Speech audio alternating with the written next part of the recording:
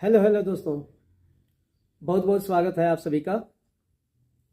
चलिए दोस्तों, हम लोग एक नए टॉपिक की चर्चा करते हैं। ठीक है। गर्मी तो बहुत ज़्यादा लग रही है। गर्मी का मौसम है तो गर्मी तो लगे ही लगेगी, लेकिन पढ़ाई को नहीं छोड़ना है। पढ़ाई को लगातार बनाए रखना है। ठीक है। गर्मी अपने जगह पर है और पढ़ाई अपने जगह पर। इसलिए ठीक है, परेशानी होती है, परेशानी सबको हो रही है गर्मी से, लेकिन घबराने की जरूरत नहीं है, अपने पढ़ाई को पढ़ते रहना है।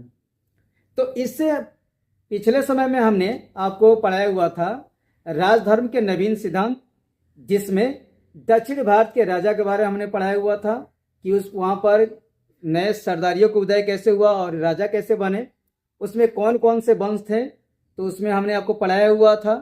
ठीक है। इसके अलावा हमने ये भी पढ़ाया हुआ था कि कौन ऐसे वंश थे, कौन कौन से उसमें शासक हुए थे जिन्होंने अपने नाम के आगे देवपुत्र का संबोधन किया हुआ था, अपने नाम के आगे देवपुत्र शब्द का यूज किया हुआ था। इस चीज को हमने पढ़ाया हुआ था।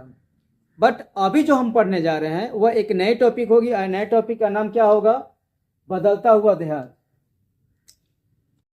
सबसे पहले आप सभी को मेरे तरफ से सावन महीना जब चल रही है तो आपको हर हर महादेव,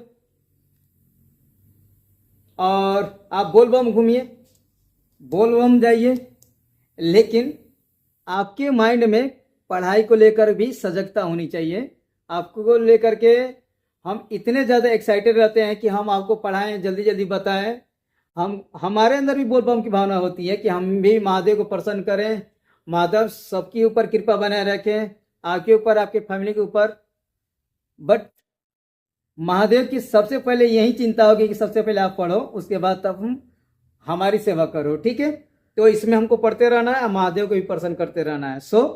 अब हम लोग टॉपिक को पढ़ते हैं और टॉपिक को पढ़ते रहते हैं। ठीक है। और हमारा टॉपिक है क्या? बदलता हुआ देहात। इसमें सबसे जो प्रमुख बातें हैं कि ये जो देहात जो शब्द है, इस चीज को कवर करना है। और देहात का मतलब गांव से संबंधित, समझना है इस बात को ध्यान से। देहात का मतलब क्या होता है? गांव। गांव से संबंधित है, तो इस चीज को हम लोग पढ़ेंगे और इसमें कुछ टॉपिक दिए हैं, इस चीज को कवर करेंगे। तो सबसे पहले दिया हुआ है जनता में राजा की छवि। अगर कहीं पर राजा होता था तो राजा की छवि लोगों के बीच में कैसी होती थी? किस तरह के लोगों के बीच में? तो हमने अभी बताया, देहात के लोगों के बीच में राजा की छवि क्या होती थी, इस चीज को हम लोग इसमें देखेंगे। ठीक है। तो सबसे पहले जब इसमें हम देखते हैं तो राजा प्रजा के बारे में क्या सोचता था, या प्रजा राजा के बारे में क्या सोचती थी, इसके बारे में कोई ठोस प्रमाण नहीं है। तो इस चीज को हम लोग पढ़ेंगे कैसे? तो उसके लिए कुछ स्रोत हैं, जो उस स्रोत के बारे में हम लोग जानेंगे कि वो स्रोत कौन कौन से हैं। तो एक है जातक और दूसरा है क्या?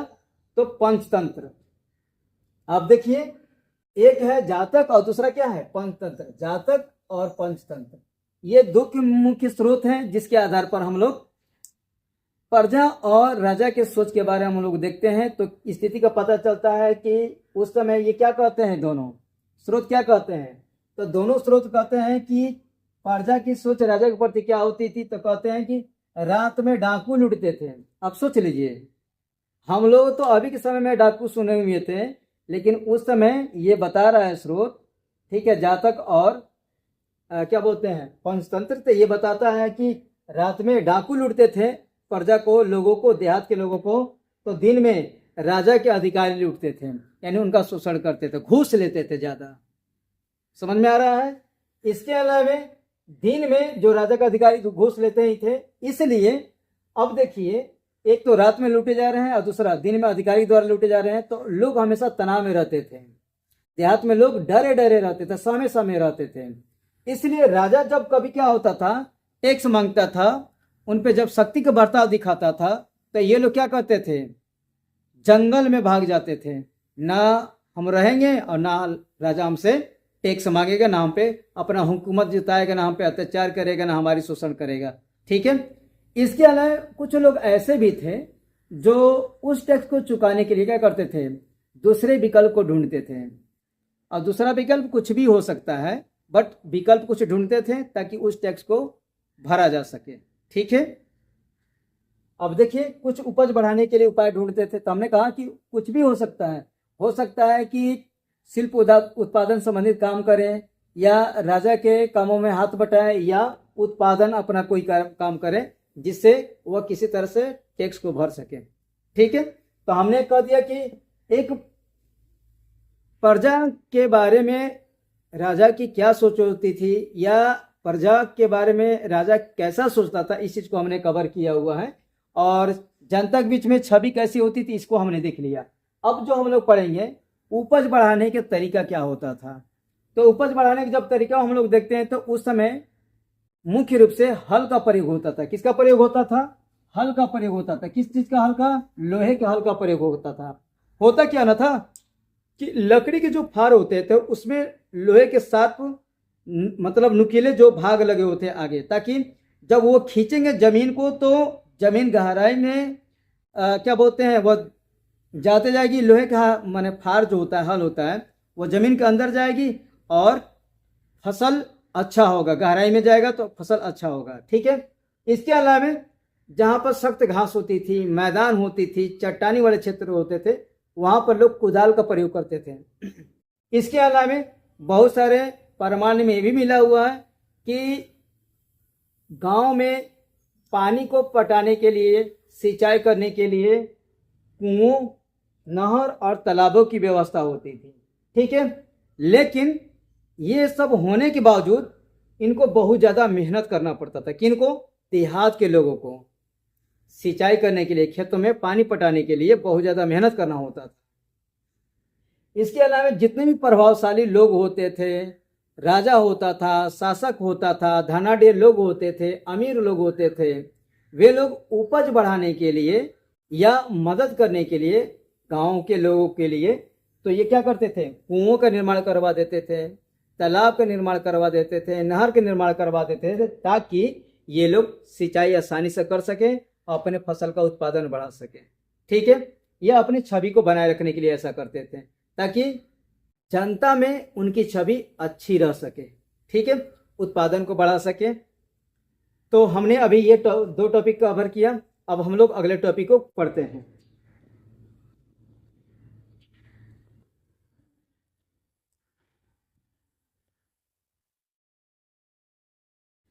तो दोस्तों हम लोग पढ़ रहे हैं बदलता हुआ देहात टॉपिक के बारे में पढ़ रहे हैं। ठीक है, तो इससे पहले हमने दो टॉपिक को कवर कर लिया। अब हम लोग इसमें कुछ और टॉपिक को कवर करते हैं। तो इसमें दो टॉपिक कौन कौन है? एक ग्रामीण समाज में विभिन्नता है कि ग्रामीण समाज में कौन कौन से लोग होते थे और उनमें कैसी भावना होती थी, और दूसरा भूमिदान और नए सम्राट लोग। ठीक है, कि भूमिदान कौन कौन करते थे और उसमें कौन कौन नए सम्राट लोग शामिल थे, इस चीज़ को हम लोग कवर करते हैं। ठीक है, तो चलिए हम लोग कवर करते हैं और इस चीज़ को देखते हैं। तो सबसे पहले हम लोग देखते हैं ग्रामीण समाज में विभिन्नता है। ठीक है, तो इसमें जब हम लोग देखते हैं तो ये रहता है कि समान लाभ नहीं मिलने से लोगों के बीच में क्या रहती है? तनाव की भावना रहती थी। क्यों? क्योंकि समाज में अलग अलग तरह के लोग होते थे। इससे ये पता चलता है एक तरह के समाज में लोग नहीं होते थे, अलग अलग तरह के समाज में लोग होते थे, जिसके कारण उनमें एक तरह के लाभ नहीं मिलते थे, जिसके कारण लोगों के बीच में तनाव उत्पन्न रहता था, लोगों में रोष उत्पन्न रहता था, खीस रहता था लोगों के बीच में। ठीक है, किसके प्रति लेकर के? राजा के प्रति लेकर के। हमने अभी पढ़ा था इससे पहले वाला टॉपिक में राजा को लेकर के प्रजा के बीच में क्या सोच थी, उसको हमने पढ़ाया हुआ था। तो आप देखो कि इनमें क्या की भावना रहती थी? तनाव की भावना रहती थी। ठीक है, इसके अलावा जो हम ये देखते हैं कि सामाजिक वर्ग में कौन कौन से लोग शामिल थे? भूमिहर, खेतिहर, यानी भूमि को जोतने वाले खेतिहर लोग होते थे, किसान होते थे। इसके अलावा श्रमिक लोग यानी मजदूर लोग होते थे, किसान लोग होते थे और बड़े जमींदार होते थे। तो हमने अभी इसको बताया था कि समान लाभ नहीं मिलने के कारण लोगों के बीच में तनाव रहता था। इसका मतलब समाज में कुछ अलग अलग प्रकार के लोग होंगे, जिसमें से भूमिहर खेतिहर थे, श्रमिक थे, किसान थे, बड़े जमींदार थे। ठीक है, इसके अलावा जो हम देखते हैं तो गृहपति शब्द का प्रयोग मिलता है इस चैप्टर में। तो गृहपति किसे कहा जाता था? छोटे किसान को या घर के मुखिया को। घर के मुखिया मतलब आज के घर के मुखिया कौन होता है? हमारे पिताजी। ठीक उसी प्रकार से ये घर का जो मुखिया होता था उस समय उसको गृहपति कहते थे या छोटे किसान के नाम से जाना जाता था। ठीक है, इसके अलावा जो छोटे जमींदार होता था उसको भी क्या बोला जाता था, गृहपति बोला जाता था। ये आपको वीवीआई है, ये समझ लेना है कि गृहपति किसे कहा जाता था। एग्जाम में किसी तरह प्रश्न पूछ सकता है, इसलिए आपको इस चीज को ध्यान देना है। ठीक है, चलिए बोलबम पर कम ध्यान दीजिए, सावन आ गया है तो बोलबम पर कम हर हर महादेव करना है, लेकिन समय से। This is the first duty, after then Har Har Mahadev. Okay, तो चलिए हम लोग टॉपिक पे आते हैं। अरे पहले पढ़ो, एग्जाम में नंबर जब अच्छा आएगा ना तो महादेव भी खुश होंगे, आपके घर वाले भी खुश होंगे। ठीक है, चलिए आइए हम लोग आते पढ़ते हैं। तो हमने कहा कि गौपति छोटे किसान को कहा जाता था, जमींदार को कहा जाता था और घर के मुखिया कहा जाता था। ठीक है, इसके अलावा बड़े जमींदार और ग्राम प्रधान के जो पद होते थे वो वंशानुगत होते थे। वंशानुगत का मतलब समझ लीजिए ध्यान से, एक बड़ा जमींदार है वो मर गया, उसका लड़का जो होगा वो बड़ा जमींदार होगा। एक ग्राम प्रधान का मतलब अभी के समय में मुखिया, यूपी में जाइएगा तो प्रधान बोलता है लोग, ग्राम प्रधान। ठीक है, तो मुखिया। तो कह रहा है कि बड़े जमींदार और ग्राम प्रधान के जो पोस्ट होते थे वह वंशानुगत होते थे, और ये दोनों जो लोग होते थे काफी शक्तिशाली व्यक्ति होते थे उस समय, यानी समाज में इनका एक बहुत प्रभाव होता था। क्यों? क्योंकि ये बहुत शक्तिशाली व्यक्ति होते थे। इसके अलावा जब विभिन्नता का हम लोग आधार देखते हैं, यानी किस आधार पर हम लोग उनको अलग करते हैं, समाज के लोगों को अलग करने का क्या आधार है, तो आधार के रूप में हम देखते हैं भूमि का स्वामित्व। यानी किसी के पास भूमि बहुत ज्यादा होती थी खेती करने के लिए, किसी पास खेती करने के लिए जमीन कम होती थी, और किसी के पास नहीं होती थी। तो जिसके पास बहुत ज्यादा होती थी बड़े जमींदार, जिसके पास कम होती थी छोटा जमींदार, या जिसके पास नहीं होती थी वह या तो मजदूर है, यानी तो थोड़ा बहुत होगा तो वह किसान है। ठीक है, तो आपको समझ में आ रहा है। आप देखिए, भूमि स्वामित्व था, श्रम का मतलब मजदूरी करना था, और क्या था, नए प्रौद्योगिकी का उपयोग, यानी नए टेक्नोलॉजी, नए कामों का वो लोग प्रयोग करते थे, जिसके कारण इसको आधार दिया गया। किस चीज का? विभिन्नता का आधार दिया गया। ठीक है, कि समाज को हम लोग कैसे अलग करते हैं।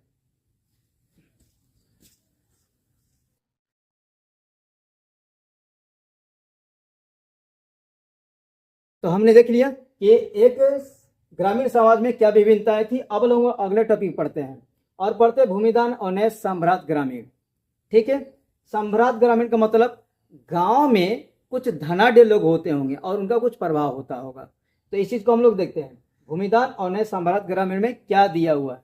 तो सबसे पहले देखते हैं कि ये जो स्रोत लिया गया है, तो इसमें प्रथम सदी ईस्वी की चर्चा है, और खासकर भूमिदान के जो प्रमाण है उससे संबंधित जो हमको स्रोत मिली हुई है वो अभिलेख और ताम्रपत्र से मिली हुई है, कि उस समय लोग भूमिदान करते थे। और संभवतः समाज में सबसे ज्यादा जो भूमिदान काम करने का जो प्रोसेस हमको देखने के लिए मिला हुआ है, जो जानकारी आई है किस चीज का, भूमिदान यानी भूमि को दान करना, इसका जो हमको स्रोत मिला हुआ है वह ताम्रपत्र और अभिलेख से मिला हुआ है। देखिए यहाँ पर अभिलेख है और ताम्रपत्र है, इससे हमको जानकारी मिलती है। क्या जानकारी मिलती है? कि ये जो भूमि दान की जाती थी किसको किया जाती थी, तो धार्मिक संस्थानों को किया जाती थी। किसको की जाती थी? धार्मिक संस्थानों को। उसके अलावा ब्राह्मण को किया जाता था। ब्राह्मणों को जब भी दान दिया जाता था तो उसको कुछ अधिकार दिए जाते थे, उसको उससे टैक्स नहीं लिया जाता था। ब्राह्मणों को यह भी अधिकार था कि वह बदले में समाज से अन्य लोगों से भी वह टैक्स ले सकता था। इस तरह के प्रावधान थे। अच्छा, भूमिदान देखिए, इसमें एक ये इंपॉर्टेंट टॉपिक आया चल करके। भूमिदान एक विवादित प्रश्न है। भूमिदान क्या है? एक विवादित प्रश्न है। ये उस समय भी विवादित प्रश्न था और अभी भी है। अगर हमारे हाई कोर्ट में, सुप्रीम कोर्ट में चले जाइए तो सबसे ज्यादा अगर विवाद हुआ है, या हमारे संविधान में सबसे ज्यादा अगर कोई विवादित मुद्दा है तो वह भूमि को लेकर के है, लैंड रिफॉर्म को लेकर के है। सो हम लोग इस टॉपिक में आते हैं। ठीक है, तो सबसे विवादित प्रश्न है जिसके कई कारण हो सकते हैं। ये कारण क्या क्या हो सकते हैं? छोटे बड़े जमीन के कारण, कृषि को प्रोत्साहन देने के लिए, और समानताओं पर नियंत्रण के लिए। ये विवाद के कारण हो सकते हैं। पहला क्या हमने बताया छोटे बड़े जमीन के कारण होता क्या था, किसी को छोटा जमीन दे दिया जाता था, किसी को बड़ा जमीन दे दिया जाता था और टैक्स बराबर लिया जाता था, तो विवाद होगा ही होगा, नहीं होने का सवाल ही नहीं है। दूसरा, कृषि को प्रोत्साहन देते हो। कृषि को प्रोत्साहन देने का मतलब हर तरह के समाज के लोगों को एक तरह प्रोत्साहन नहीं दिया जाता था, यानी किसी को ज्यादा प्रोत्साहन दिया जाता था, किसी को कम दिया जाता था। समाज के विभिन्न वर्ग के लोगों को, इसलिए उनके बीच में रोष था, गुस्सा था, जिसके कारण यह भी एक विवादित प्रश्न था। इसके अलावा समानतों पर नियंत्रण हेतु कोई भी काम करना होता तो समान होते थे। हम लोग इस चीज को कवर नहीं किए हैं, तो अभी इसको हम लोग कवर करेंगे, इसको बताएंगे। समानतों पर नियंत्रण हेतु ये सामान जो होते थे राजा को तरह तरह से मदद करते थे, जिसके कारण इन समानतों पर भी ये आरोप लगाया गया था कि इनको लेकर के विवादित प्रश्न है भूमिदान को लेकर। यानी कोई छोटे सामंत होते थे, कोई बड़े सामंत होते थे, लेकिन है तो सामंत। इस चीज को लेकर के विवादित प्रश्न था भूमिदान को लेकर के। हमने कहा कि भूमिदान खाली केवल किसका काम था, पुरुषों काम था, महिलाओं का नहीं था। महिलाओं को कोई भागीदारी नहीं होती थी, महिलाओं को संपत्ति पर अधिकार नहीं होता था। किस समय, उस समय, ठीक है, जिस समय ये बात कर रहा है, यानी मौर्य साम्राज्य के बाद के समय से, ठीक है। तो उसमें हम देख रहे हैं कि उस समय प्रभावती गुप्त, ये चंद्रगुप्त विक्रमादित्य द्वितीय की ये पुत्री है। चंद्रगुप्त द्वितीय की ये क्या है, पुत्री है। आप लोग विक्रम बेताल नाम सुने होंगे, वही चंद्रगुप्त विक्रमादित्य द्वितीय है, जिसकी पुत्री का नाम क्या है, प्रभावती गुप्त। और ये वाकाटक वंश में इसकी शादी हुई थी। हमें स्रोतों से जानकारी इसमें मिली हुई थी कि इसने भूमिदान की हुई थी। ये पहली ऐसी महिला थी इतिहास में उस समय कि जिसने भूमिदान की थी, और इसके पास बहुत ज्यादा संपत्ति थी, क्योंकि ये चंद्रगुप्त द्वितीय की अकेली संतान थी। ध्यान समझ लीजिए, ये अकेली संतान थी और इसके पास बहुत ज्यादा संपत्ति होती थी, और इसने भूमिदान की थी। ये हमें प्रमाण मिलता है, किससे मिलता है, अभिलेख और ताम्र स्रोतों से, ठीक है। आप देखिए, प्राचीन काल में महिलाओं को संपत्ति में अधिकार नहीं होता था, तो हमने क्लियर कर दिया।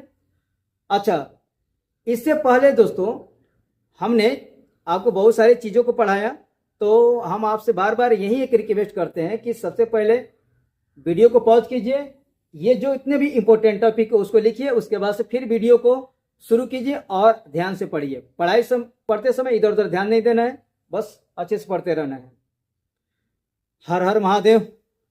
बहुत ज़्यादा गर्मी लग रहा है, आप लोग भी गर्मी लग रहा होगा, लेकिन गर्मी से घबराना नहीं है। आप बस वीडियो पर लगे रहिए। हम आपके लिए इतने टाइम निकाल करके आपके लिए वीडियो शेयर कर रहे हैं, बना रहे हैं, ताकि आपका एग्जाम बेटर जाए। हर हालत में इस बार आपका एग्जाम बेटर जाएगा, और आप जब साथ दीजिएगा ना, तो एग्जाम बेटर हो, मतलब एग्जाम आपका बेटर नहीं जाए ऐसा हो ही नहीं सकता। सो आप लोग एकदम बने रहिए।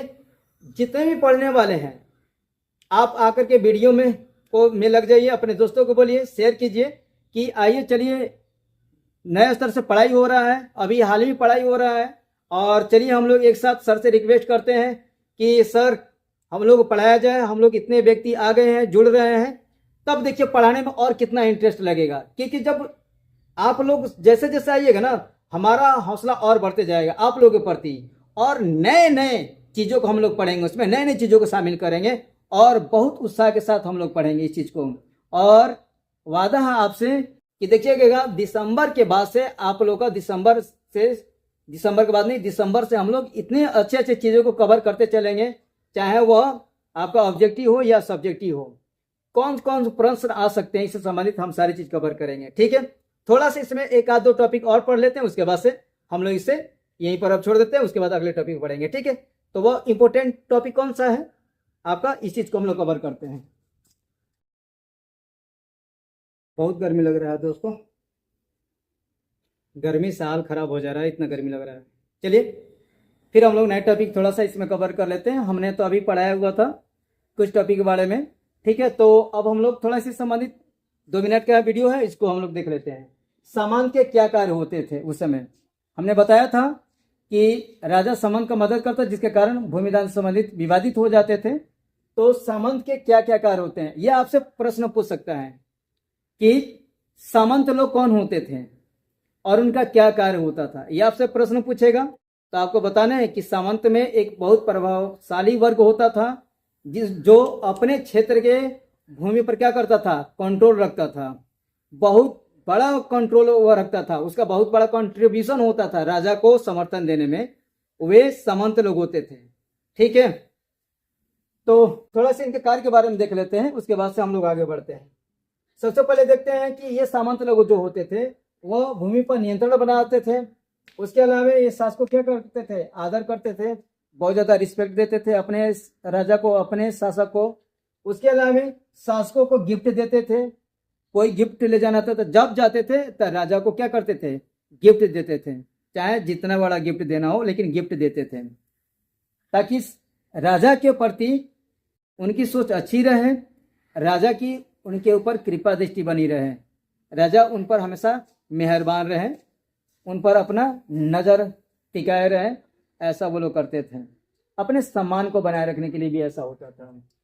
युद्ध में सैनिक सहायता था, जब भी राजा को कहीं युद्ध लड़ना होता था तो वह अपने सामंतों को ऑर्डर देता था, और सामंत क्या करते थे, अपने अपने क्षेत्रों से बहुत सारे लोगों को युद्ध के लिए भेज देते थे।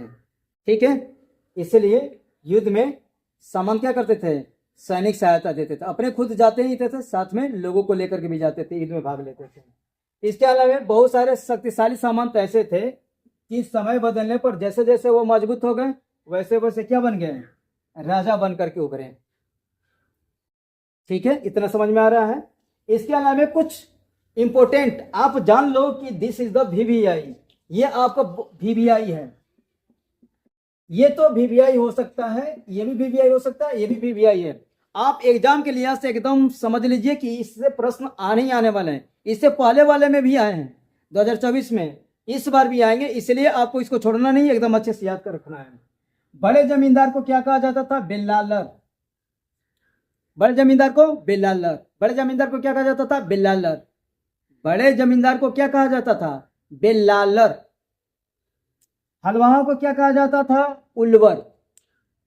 हलवाहा को उल्वर, हल वहा, हल वहा, उल्वर, हल उल, हल उल, हल उल, हलवाहा को उल्वर। उसी तरह से दास को अणिमई, दास को अणिमई, दास को अणिमई, दास को अणिमई, दास को अणिमई, दास को अणिमई। अब आपको समझ में आ रहा है। बड़े जमींदार को बिल्लालर, हलवाहा को उल्वर, हमने बताया था हल उल, हल उल, हल उल, हलवाहा को उल्वर, ये याद रखना है। दास को अणिमई, दास को अणिमई, दास अरिमई, ऐसा होता ना, तो दास अणिमई, अणिमई, दास अणिमई, दास अणिमई, दास अणिमई, ये आपको याद होना चाहिए। तो हमने आपको बता दिया, ये सारे चर्चा तमिल संगम के विभिन्न जो क्या बोलते हैं वर्ग थे उसके बारे में उल्लेख किया गया है, क्योंकि तमिल संगम जब हुआ था उसका बैठक, तो हमने उसके बारे में चर्चा किया हुआ था कि ये चेर, चोल और पांड्य से संबंधित जब मीटिंग होती थी तो उस समय ये चर्चा की जाती थी, बहुत सारे कवियों की संगोष्ठी होती थी, उसमें ये चर्चा की गई थी। ठीक है, तो हमें उम्मीद है कि आपको ये सब चीज़ समझ में आया होगा और आपको मज़ा भी आ रहा होगा, गर्मी भी आ रहा होगा, और बोलबम का नशा है सो अलग है। क्या ठीक कर रहे हैं ना। चलिए, तो हमने पिछले वाले सेशन में पूछा हुआ था कि सातवाहन वंश के संस्थापक कौन था, तो उसका सही आंसर है सिमुक। कौन है, सिमुक। और आज का हमारा जो प्रश्न है वह यह है कि कुषाण वंश का संस्थापक कौन था। ध्यान समझ लीजिए, कुषाण वंश का संस्थापक कौन था। हमें आपके उत्तर के इंतजार रहेगा, तब तक आप लोग अच्छे से पढ़ते रहिए, ध्यान दीजिए, अपने परिवार के साथ खुश रहिए। महादेव से रिक्वेस्ट है, महादेव से हम ये रिक्वेस्ट करते हैं, प्रार्थना करते हैं कि आपको खुश रखें, आपके परिवार वाले खुश रखें। तब तक के लिए आप सभी को बहुत बहुत धन्यवाद।